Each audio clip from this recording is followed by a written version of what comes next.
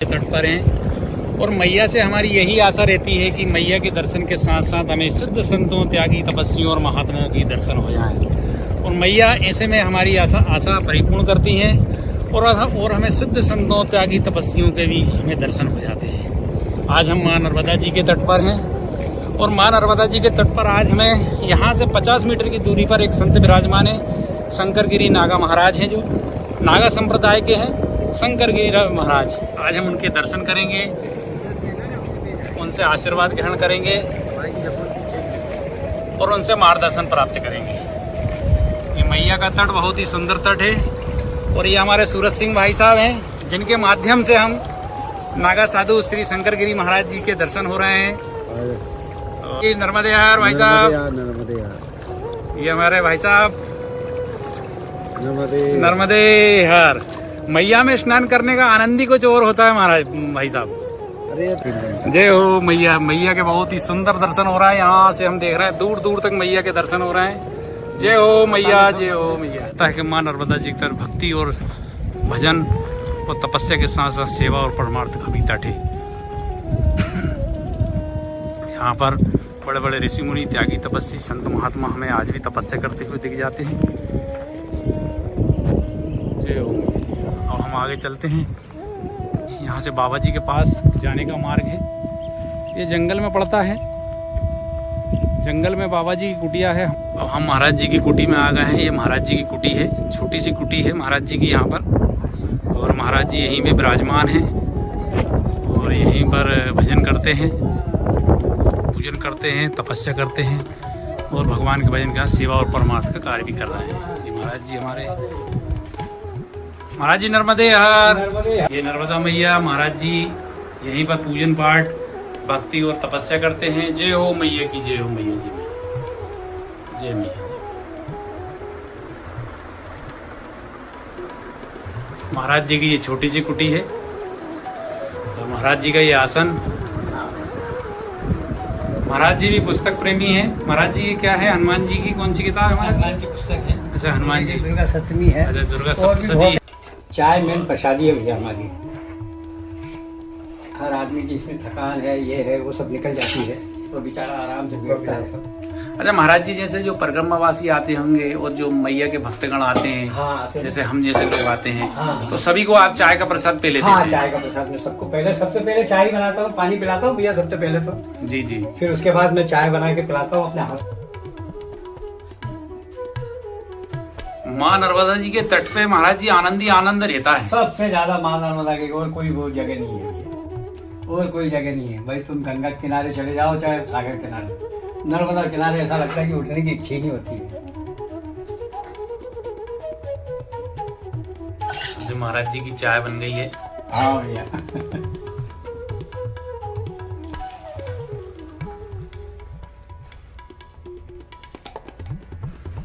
और ये हमारे सूरज सिंह भाई साहब हैं। कटोरी में उसको दे देना। सूरज सिंह भाई साहब का एक छिपानेर क्षेत्र में जाना पहचाना नाम है, क्योंकि ये नर्मदा परिक्रमावासी और परिक्रमावासियों की बहुत ही सेवा करते हैं। हाँ भैया, इनकी तो बात अलग है। हर जगह चाय और भोजन प्रसादी की व्यवस्था संतों के आश्रम में सूरज सिंह भाई साहब करते हैं।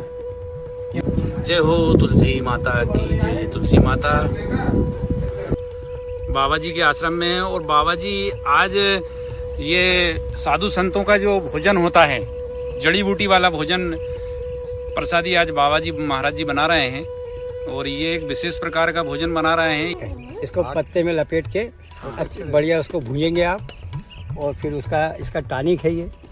और अगर 100 ग्राम घी में ये पत्ते का बहुत ताकतवर होता है, घी के बराबर होता है। जी जी जी। जी खाकर के पत्ते में लपेट के ऐसा हो जाएगी ऐसे। महाराज जी ये बनाते हैं और ये एक प्रकार की दवाई है। ये भोजन भी एक प्रकार की दवाई है। ये देखो ये इस प्रकार से इसको बनाया जाता है और कंडे में सेका जाएगा। कंडे में सेका जाएगा और यही ताकतवर है मेन। अच्छा महाराज जी, ये आप जो बना रहे हैं ये इससे क्या फायदा होता है हमारे शरीर को महाराज जी? फायदे में सबसे पहली बात तो शुगर खत्म हो जाती है। जी जी। और चलने में भी और फुर्तीले भी रहते हैं। इससे दिमाग बिल्कुल तर रहता है और शुगर कभी अपने को ऐसी मालूम नहीं पड़ेगी। और ये टॉनिक के रूप में है। जी जी जी। एक हमें संत मिले थे माँ नर्मदा जी के किनारे ही, हाँ। तो उन्होंने ये बताया था कि अगर किसी को शुगर है हाँ। तो उसको खा करके जो फूल हैं उसको रात भर पानी में गला के, और अगर हम वो पानी पीते हैं तो उससे शुगर एकदम कंट्रोल में आ जाती है। कंट्रोल में हो जाती है, सही बात है ये।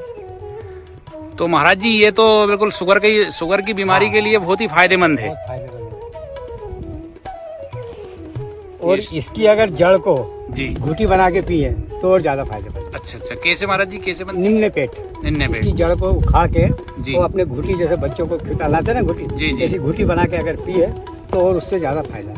उससे महाराज जी क्या फर्क उससे पड़ता है? शुगर में भी अंतर आता है, अपने शरीर में भी अंतर आता है, जैसे अपनी चर्म रोग वगैरह है जो है जी। उससे भी बहुत फर्क पड़ता है। जी जी जी, फर्क पड़ता है ये है। मतलब उससे ठीक हो जाते हैं। हाँ बिल्कुल ठीक हो जाते हैं, ऐसा है। ये इसमें ये पत्ते लगा दिए ये हैं। पत्ते लगाए इसमें, इसको यूँ कर दिया जाता है और दूसरा पत्ता करके इसको ऊपर से दबाई जाती है तो ये बिल्कुल चपटी हो जाती है और इस प्रकार की निकलती है। ये पूरी सिखाई जाती है। अच्छा, ये इसको ये पत्तों का जो रस है, हाँ। मतलब पत्तों ये का रस इसमें ये अंदर- रोटी में जो टिक्कड़ है उसमें समझ आता हाँ, होगा, अपने भाप के द्वारा आ जाता भाप के द्वारा आ जाता है। है तो वो उसका विटामिन। मतलब उसकी पत्तों की शक्तियाँ मतलब उसमें मतलब आपके अपने टिक्कड़ में आ जाती है। हाँ टिक्कड़ में भैया पत्ते हो गए खत्म हो गए और बचा 2-3 बचे बस। ये लगा नहीं लगे। चलो ये टिक्कड़ के लिए पत्ते तोड़ रहे हैं, ये खा करके। भाई साहब इसमें क्या फायदा होता है भाई साहब? अरे भाई साहब, पटेल साहब, ये तो बहुत विटामिन चीज है मेरे साहब, ये तो बहुत लाभदायक चीज है। हाँ। ये हमारे सुखराम भाई साहब हैं, ये जंगल के राजा कहलाते हैं यहाँ के छिपनेर क्षेत्र के। और जंगल की एक एक जड़ी बूटी सुखराम भाई साहब को मालूम है। और ये खाकर के कंद की भी दवाई देते हैं सुखराम भाई साहब। तो खाकर सुखराम भाई साहब के खाकर के कंद की अगर अपन दवाई बना के कैसे खिलाते हैं आप? साहब इसको तो वो घी में खाना पड़ता है, इसका कंद। अच्छा, उससे क्या फायदा होता है? अरे उससे दांत की भी कोई बीमारी हो तो दांत की बीमारी चले जाती है। अच्छा, मतलब शरीर को पुष्ट करता है। शरीर को पुष्ट करता है। जी जी। भोजन को बोलते हैं पान क्या क्या हो जाए पान क्या भोजन? पान क्या मतलब इन टिक्कड़ों को पान क्या बोलते हैं? पान के बोलते हैं, टिक्कड़ नहीं बोलते। टिक्कड़ पान नहीं, क्या? पान क्या?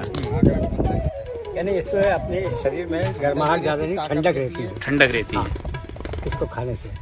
वैसे इसकी जड़ी की घुटी पीने से, निन्ने पेट पीने से बहुत ज़्यादा अपने शरीर में ठंडक रहती है, यानी गर्मी एहसास नहीं होती है। और भी कुछ बीमारी छोटी छोटी हो वो सब ऑटोमेटिक वो भी ठीक हो जाती है। इसके साथ खाने से बड़ा आनंद आता है। और ये सब हर प्रकार की दाल है इसमें, मूंग की, चने की, हर प्रकार की है।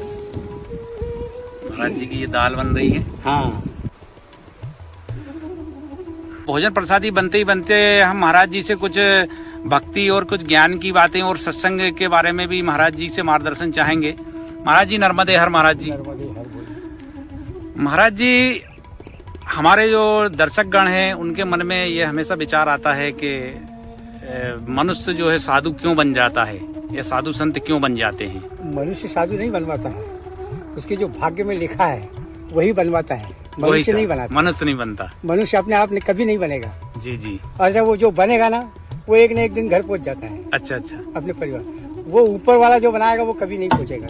अच्छा, ये अपने अपने भाग्य की रेखा। भाग्य की बात है। मैं अगर आपको बोलूंगा तो की परिक्रमा चलें, आपकी अगर भाग्य में मां नर्मदा की कृपा रहेगी तो आप जाएंगे मेरे साथ, जी। नहीं तो नहीं जाएंगे। नहीं जाएंगे। ये जी, तो सत्य है ना। जी जी। तो इसी प्रकार साधु मन से नहीं बनता है। अच्छा अच्छा। वो जो मजबूर वाले जो साधु बनते हैं वो अलग ही दिख जाते हैं और अलग ही चलना फिरना, वो फिर इसमें शामिल नहीं होते। जी जी। ऐसा।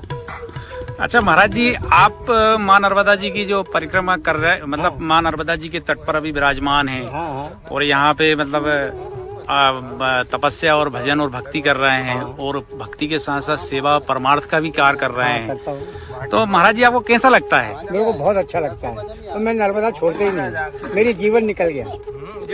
मैं नर्मदा के बगैर कहीं ज्यादा जाता भी नहीं हूँ, कहीं रहता। अच्छा महाराज जी, जैसे आप माँ नर्मदा जी के तट पर इतने सालों से विराजमान हैं, भक्ति भजन और तपस्या भी कर रहे हैं, और साथ साथ सेवा और परमार्थ का कार्य भी कर रहे हैं। जो भी भक्तगण आते हैं करता हूँ। उनको भोजन प्रसादी कराते हैं, चाय पिलाते हैं अपनी छोटी कुटी में, जो भी परिक्रमावासी है। ऐसा करता हूँ। तो महाराज जी, आपको यहाँ कैसा लग रहा है? मेरे को बहुत अच्छा लग रहा है और बहुत अच्छा लगता है।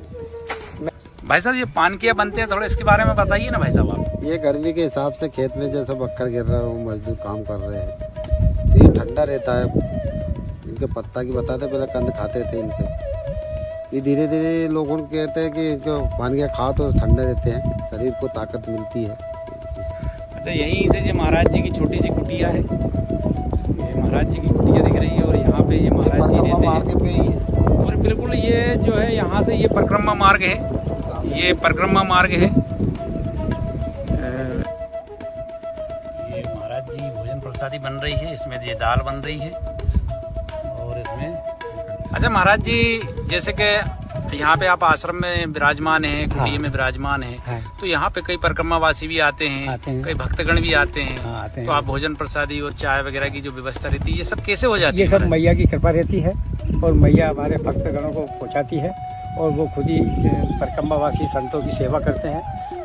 हम 2:30-3 बजे उठ जाते हैं, नहा धो के पूजा करके संतों को पानी आने की सब व्यवस्था और चाय पानी पिला के बाल भोग करा के फिर वो रवाना होते हैं। और जिनको रुकना होता है वो रुक जाते हैं कि हम महाराज जी एक दिन और रुके, आपकी मर्जी। हम नहीं बोलते कि आप जाओ। जी जी जी। ये तो आश्रम है, कोई भी आ सकता है, भक्त भी आ सकते हैं, संत कभी भी आ सकता है, उसे कोई रोक टोक नहीं है। और ये महाराज जी के द्वारा पान सिखा रहे हैं।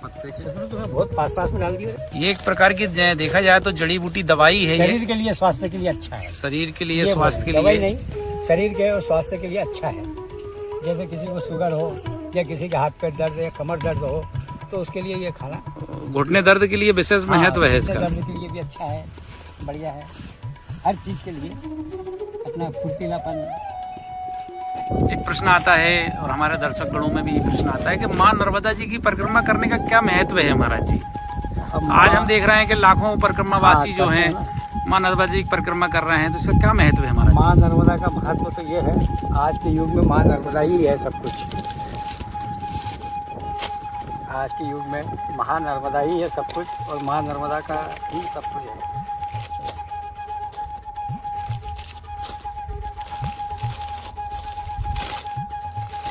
ये पानिया सीखते हैं तो ऐसा कहा जाता है कि ये पानिया की जब हम भोजन प्रसादी करते हैं, भोजन करते हैं, तो इसका पूरा असर जो है, इन पत्तों का असर जो है, वो जो आटे के जो टिक्कड़ उसमें जो रहते हैं उसमें आ जाता है और ये घुटनों के दर्द, कमर दर्द इसमें बहुत ही आरामदायक होते हैं। और ये गांव के लोग या जंगल के जो लोग रहते हैं वो साल में 1-2 बार 3 बार खाते हैं और गर्मी के दिनों में विशेष तौर से खाते हैं ताकि शरीर के अंदर की जो गर्मी है वो भी शांत होती है, ठंडा रहता है और ये हमारे शरीर में ठंडा, मतलब शरीर को ठंडक पहुँचाते हैं, इसलिए इनका विशेष महत्व रहता है।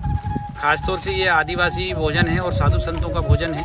ऐसे हमारे जो आदिवासी भाई हैं और जो साधु संत हैं वो ये सब जड़ी बूटी वाला ही भोजन करते हैं और हमेशा स्वस्थ और बलवान बने रहते हैं। और जी हमारे सुखराम भाई साहब हैं जिनको जंगल का राजा कहा जाता है और जंगल की काफ़ी जड़ी बूटी का नॉलेज रखते हैं। अगर हमें समय मिला तो हम सुखराम भाई साहब का भी एक अलग से वीडियो बनाएंगे और पूरी जड़ी बूटियों की जानकारी लेंगे उनसे। महाराज जी, आपने माँ नर्मदा जी की परिक्रमा कितनी बार कर चुके हैं? मैंने परिक्रमा तो भैया मैंने एक परिक्रमा तो 18 वर्ष की उम्र में कर ली थी। जी जी। उसमें 2 साल तक करी, फिर तीसरी परिक्रमा 3 साल 3 महीने पैदल ही करी, फिर चौथी भी करी, फिर एक परिक्रमा मैंने 8 चतुर्मास करके खत्म करी और जब से हर साल मोटरसाइकिल से कर रहा हूँ। अच्छा, कम से कम मेरी परिक्रमा की गिनती नहीं बताऊंगा कितनी हो गई, अंदाज ही नहीं है। तो अच्छा महाराज जी, आपने जैसे इतनी सारी परिक्रमा करी है कि आपको पता ही नहीं है कि मैं कितनी कर चुका हूँ? क्योंकि मैं हर साल ही करता हूँ। हर साल ही कर रहे अभी भी 2 करके गया था, भैया को मालूम है। हमारे महाराज जी जो माँ नर्मदा जी की परिक्रमा हर साल ही करते हैं। हर साल करता हूँ। तो महाराज जी अभी आपकी मतलब आयु कितनी हो चुकी है महाराज? अभी 81 है। 81 हो गई है जी हैं। लगभग 40-45 बार माँ नर्मदा जी की परिक्रमा कर चुके हैं। महाराज जी को इतना अभी मतलब इतना पता नहीं है कि मैं कितनी बार कर चुका हूँ, लेकिन महाराज जी हर साल माँ नर्मदा जी की परिक्रमा करते हैं। ये तो सबको मालूम है। हाँ, सबको मालूम है। तो अच्छा महाराज जी, हमने ये माँ नर्मदा जी के पुराण में भी ये कहा गया है और पुराणों में भी ये कहा गया है कि माँ नर्मदा मैया अपने मतलब भक्तों के जीवन काल में जो उनके भक्त हैं, जो परिक्रमावासी हैं, उनको दर्शन जरूर देती है। बराबर देती है। तो इसका थोड़ा अनुभव बताए ना। भाव होना चाहिए भगवान, अपना भाव अगर मन में है तो आपको परिक्रमा जब जाओगे ना तो आपको ऑटोमेटिक किसी भी रूप में देती है और अवश्य देगी। अच्छा अच्छा। बिल्कुल, ये मैं आपको पक्का वादा करता हूँ ना, मैं नर्मदा जी के सामने बोलता हूँ। बाकी अपना भाव होना चाहिए, मन का भाव। अच्छा ये देखो ये टिक्कड़ जो ये हाँ, ये पान गया सीख गए हैं, ये ऐसे सीखते हैं पान गया। महाराज जी एक प्रश्न हमेशा मन में उठता है, हम कभी भी कई साधु संतों से वो कई परिक्रमा वासियों से कि हमें दर्शन हुए और उनसे हमारी बातचीत हुई, तो कई साधु संत ये बताते हैं कि जो कई तो बीमार लोग आते हैं, कोई कैंसर पीड़ित आता है, किसी की आंखों में नहीं दिख रहा है, हाँ। कोई अटैक वाले हैं, या कई ऐसे बीमारी हो के लोग आते हैं तो मैया की परिक्रमा करने, तो वो ठीक हो जाते हैं महाराज जी। हाँ, ये बिल्कुल। इसमें कितनी सत्यता है? सत्यता ये है, सबसे पहली बात तो अपने भाव से अगर मन से जाएंगे तो वो सत्यता है। अगर अपने भाव से जाओगे तो आपको अगर कैंसर की बीमारी भी होगी तो वो ठीक हो जाएगी। तिरुपति बालाजी में गया था मैं, तो मैं पहले 2 बार हो आया, तो मैंने बाल नहीं दिए थे, फिर मैंने सोचा इस बार बाल देखे आऊं। तिरुपति बालाजी में सबसे पहले मैंने बाल दिए, सब पूरा बाल आया, फिर उसके बाद दर्शन किया। वासनाओं को त्यागना यही सबसे बड़ा काम है, और ये वासनाएं हम साधारण मनुष्य नहीं त्याग सकते हैं, ये साधु संत ही त्याग सकते हैं। इसलिए साधु संतों का जीवन कहा जाता है त्यागमय जीवन है। लेकिन महाराज जी हम देख रहे हैं आजकल की पीढ़ी जो है साधु संतों का उतना सम्मान नहीं कर रही है, इसका क्या कारण है महाराज जी? अब कारण क्या है, ये लोगों को देखे कई साधु संत ऐसे हैं, कई घर से झगड़ा हो जाते हैं पति पत्नी, तो वो साधु बन जाते हैं, कई नकली साधु बन के घूमते हैं, तो कई पकड़ा जाते हैं, तो इसलिए साधु का थोड़ा सा वो भी, और जिसमें कई नकली साधु बन के वो उनकी पूछ हो जाती है और हम जैसे पीछे बैठे रहते हैं, और उसमें उनके पीछे हम पिटा जाते हैं। अभी हमारे यहीं मोहल्ले में एक केस हुआ, तो हमको डर लगने लगता है कहीं ऐसा नहीं हो छिपाने वाले गुस्से से आए, पहले इनसे निपटते हुए चलो। ये हम दर्शक गणों से यही बोलना चाहेंगे कि भाई अपने आप में इतना कॉमन सेंस होना चाहिए, कौन अच्छा है कौन खराब है। बस ये अपने साधु का कुछ नहीं, वो तो अपना मग्न बैठे रहता है कि हम आग बंद करके हर किसी पे विश्वास नहीं करें। ये मतलब हम अपने आप में इतना कॉमन सेंस हमें रखना चाहिए कि हम हर किसी व्यक्ति पे, कोई अपराधी प्रवृत्ति का है तो इतना हमें सेंस होना चाहिए कि ये अपराधी है कि सही में साधु है कि नहीं है। तो ऐसा नहीं महाराज जी, क्या है कि हमने कई लोगों को देखा है, कई लोग ये बोलते हैं कि भाई साधु नकली है, साधु ऐसे है वैसे, तो भाई हमने उनसे बोला भी कि भाई आप अपने आप में इतनी सोच समझ रखो कि भाई कौन अच्छा है कौन खराब है, इतना तो हम सोच समझ सकते हैं महाराज जी। बाकी साधु बन के मत कर, हमारे भगवे कपड़े मत पहन, तू उसके प्रति सफेद कपड़े पहन के मांग, क्योंकि भगवा बात अलग होती है। भगवा तो हमारे हिंदू धर्म की शान है महाराज जी, तो इसलिए भैया तू भगवा मत फेर। और साधु संत तो हमारे मार्गदर्शक हैं, सनातन धर्म के मार्गदर्शक। हम मांगने के लिए मना नहीं कर रहे हैं, बाकी सफेद कपड़े पहन के घूम। दर्शक गण हैं जो हमें ये बोलते रहते हैं भाई आप वीडियो में भोजन प्रसादी दिखाते रहते हैं। भाई हम संतों महात्माओं के पास जब पहुंचते हैं तो भोजन प्रसादी के ही समय पहुंचते हैं, वो ज्यादातर टिक्कड़ ही बनते हैं। तो क्या अब संत महात्माओं के पास कोई हलवा पूड़ी तो है नहीं डेली, दाल रोटी, दाल टिक्कड़, दाल बाटी ही बनाते हैं ज्यादातर। तो ये हम दर्शक गणों को ये बताना चाहते हैं कि भाई माँ नर्मदा के तट पर भोजन प्रसादी का विशेष महत्व है। अगर आप जब माँ नर्मदा जी की परिक्रमा करेंगे तभी आपको भोजन प्रसादी का महत्व समझ में आएगा, क्योंकि परिक्रमा के साथ साथ भोजन प्रसादी का बड़ा महत्व बढ़ जाता है। क्योंकि माँ का तट एक ऐसा तट है, यहाँ पर आपको कोई होटल नहीं मिलेंगी, सब साधु संतों के आश्रम के सहारे ही जो है माँ नर्मदा जी की परिक्रमा करते हैं, और जो भी उनके आश्रम में होता है रूखा सूखा अपना उसकी भोजन प्रसादी बड़े प्रेम भाव और श्रद्धा के साथ कराते हैं। इसलिए माँ नर्मदा जी का तट भक्ति भजन के साथ साथ सेवा और परमार्थ का तट है, इसलिए हम भोजन प्रसादी को वीडियो में दिखाते हैं। बड़ा महत्व है भोजन प्रसादी का। जब मनुष्य परिक्रमा करता है तभी इसका महत्व समझ में आता है। सुखराम भाई साहब, ये आपने क्या इसमें गाय का घी डाला है? गाय का। अब इसको क्या दाल के साथ खाते हैं? दाल के साथ खाओ। और कैसे खा सकते हैं इसके अलावा? अब बनाएंगे आम के रस। अच्छा, आम के रस। तो ये शरीर को बहुत फायदा करता है, बहुत फायदा चीज है, 10 रंग की बीमारी काटता है। अच्छा अच्छा अच्छा। महाराज जी, आपने चारों धाम की यात्रा कभी करी है, लगभग 28,000 किलोमीटर की। हाँ। तो महाराज जी कैसा लगा आपको सब यात्रा करने में, कैसा आनंद आया? मैं हमेशा करता हूँ, ये तीसरी बार किया मैंने। अच्छा, बहुत मस्त। महाराज जी भूख लगा रहे हैं।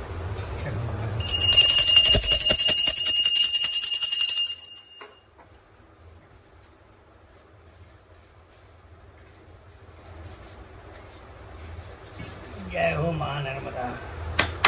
महाराज जी की कुटी जो है बिल्कुल माँ नर्मदा जी के तट पर ही है। यहाँ से नर्मदा जी ज्यादा से ज्यादा 50 मीटर की दूरी पर हैं बैठते उठते दर्शन होते हैं। और बैठते उठते दर्शन होते हैं मैया के।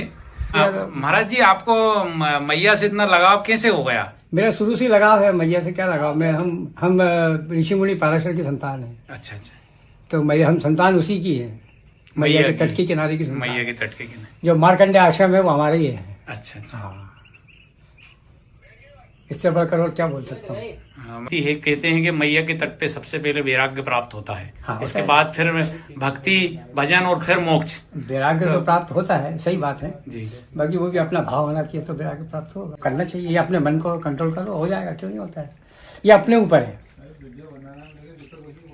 अपने ऊपर है। मोक्ष को पाना, कैसे पाना, ये अपने ऊपर है। ऐसा नहीं कि ऐसे कैसे नहीं है। बहुत गृहस्थ वाले भी मोक्ष पाते हैं, ऐसा थोड़ी होता है कि छिपरा में आने से मोक्ष हो जाता है। ये सब कहने की बात है। ये अपने ऊपर है, आप कितनी तपस्या कर रहे हैं, कितने पीछे कितना क्या कर रहे हैं, ये आपके ऊपर है। ऊपर जवाब देना पड़ता है सबको। ये साधु बन गया तो ये साधु का मतलब ये थोड़ी कि मेरे को सीधा मोक्ष मिलेगा। मैं भी उसकी तपस्या करूंगा, मैं भी उसका वो करूंगा भजन, तो ऊपर मेरे को भी मिलेगा। तुम दूसरों के बारे में सोचोगे पाप, तो सबसे पहले अपने को भोगना पड़ेगा, अपने को। फिर उसके बाद वो भोगेगा। आज हमें माँ नर्मदा जी के तट पर ग्राम छिपानेर, छोटी छिपानेर में, जिला हरदा, तहसील टिमरनी में आज हमें श्री 108 श्री शंकरगिरी महाराज जी के हमें दर्शन हुए। और वीडियो के माध्यम से हमारे दर्शक गणों को और भक्तगणों को भी संत महात्माओं के दर्शन हो रहे हैं और उनको बाबा जी के दर्शन हुए। वो सब धन्य हुए, हम सब धन्य हुए। बाबा जी आपको दंडवत प्रणाम। बाबा जी नर्मदे हर। ओम नमो नारायण। ओम नमो नारायण बाबा।